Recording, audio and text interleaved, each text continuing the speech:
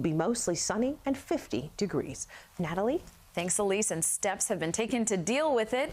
The salt piles are ready and the city is prepared as a wintry mix of rain and possibly snow moves into parts of our area. And while the city isn't expected to see much snowfall, city officials are not taking any chances. And they're also concerned about the Arctic blast that follows, which could leave roads pretty slick. CBSN New York's Jenna DeAngelis is on the west side with more on the preparations. Jenna.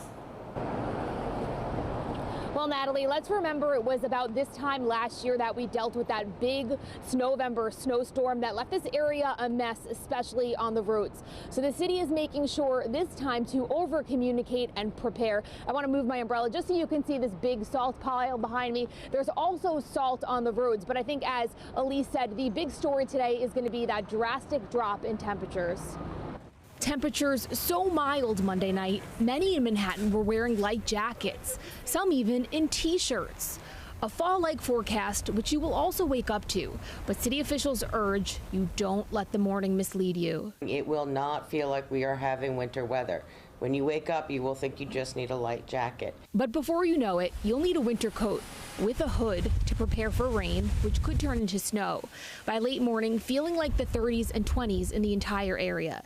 New York City Department of Sanitation Commissioner Catherine Garcia says if you don't have to drive, avoid it. It can and may get icy out there, though we are anticipating that all of the rain will completely dissipate before we get into very low freezing temperatures. We can't brine the streets unless they're dry. Otherwise, it's just going to dilute. So we will likely salt ahead of the first flake because that will actually, in and of itself, almost create its own brine. The city's prepared with 318,000 tons of salt, 725 pieces of equipment, and thousands of employees on standby. After all, it will only take a few hours for the Arctic air to hit us after taking over much of the country.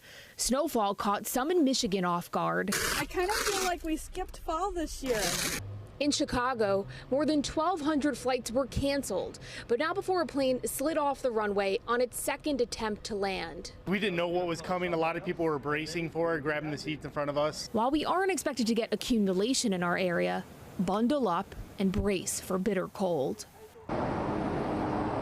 I bet a lot of people stepped outside this morning just like I did and thought it was beautiful out, but what a difference a few hours can make. You're definitely going to need that winter coat later on today, and tomorrow is going to feel even worse. It's expected to feel like the teens and single digits. We're live on the west side. Jenna DeAngelis, CBSN, New York. Already looking breezy out there. Thank you, Jenna. Well, today the Anti-Defamation League and Brooklyn Borough President Eric Adams will announce